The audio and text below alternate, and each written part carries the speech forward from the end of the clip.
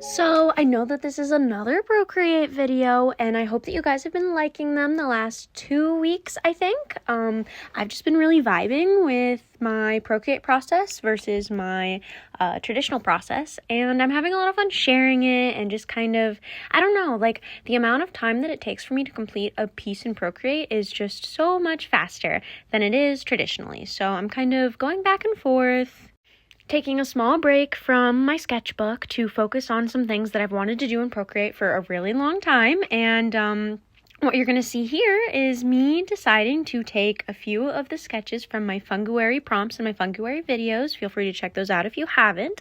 And I am putting them here on this little like sticker sheet and deciding to finalize them in Procreate. I want to make something out of them. Hopefully and ideally it would be stickers. And yeah, so you're just going to see that process as I try to create some stickers out of these doodles that I did in my sketchbook.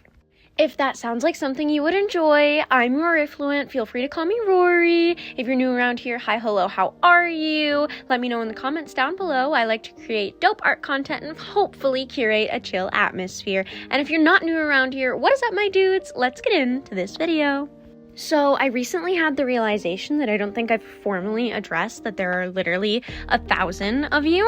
So I wanted to go ahead and do that right here at the beginning of this video and just kind of say the like obvious thank you for anyone who's decided to support me and my channel. I think that it's really, really cool, and I am so stoked to have been able to continue this little experiment of mine for almost a year now. It'll be a year in August, which is kind of hard to believe. It's been so much fun hearing feedback from other people, whether it's positive or negative. Honestly, I haven't really gotten any negative feedback, so that isn't really pertinent. But, you know, if I ever did receive like criticism or constructive feedback in any way, you know, I welcome it with open arms. Obviously, I'm trying to get better. I'm continuing to practice, and I'm just kind of like documenting my process as I push myself to get better in my art. So if other people see things that they think I should further work on, I feel like that's nothing more than, you know, another idea for a video to create and something that I can work towards. It gives me almost like a goal or a theme for a video, which is super helpful because sometimes I have no idea not only what to draw, but like what the fuck to talk about on some of these videos. So it's half the reason I'm sitting down here. I was kind of like thinking about what I wanted to talk about with this little sticker sheet thing, and I was like, well, the whole reason that I'm making it and the reason that I want to make it is because I thought that hitting 1,000 subscribers was a huge milestone, and I wanted to finally start maybe, you know, eventually seeing, like, we'll see how the feedback on this video goes, but I'd love to be able to sell stickers. I feel like it's every artist's dream to have people who, I don't know, specifically stickers. Like, obviously every artist wants their art to be I don't know if appreciated is the right word, but maybe to be able to support themselves through their art and to have people who support them in that way. But I don't know, I think that a lot of artists in particular, especially ones that grew up watching like different YouTubers that are like art YouTubers, they really, really want to have stickers. And that also applies to me. I really want to have a set of stickers that people want to buy and want to stick on shit that they're gonna have for, you know, however many years, and, you know, maybe even the rest of their life, and just have these stickers with them. All of that to say that basically I've always wanted to create stickers, and so here I am in Procreate creating this little like JPEG file that just kind of houses the stickers. I think I would like to sell them individually rather than like as a sticker sheet or anything, predominantly because I don't know like how to, I don't know where I'd go to get a sticker sheet. It's at least really straightforward online. There's so many different like sticker places and different logo design places.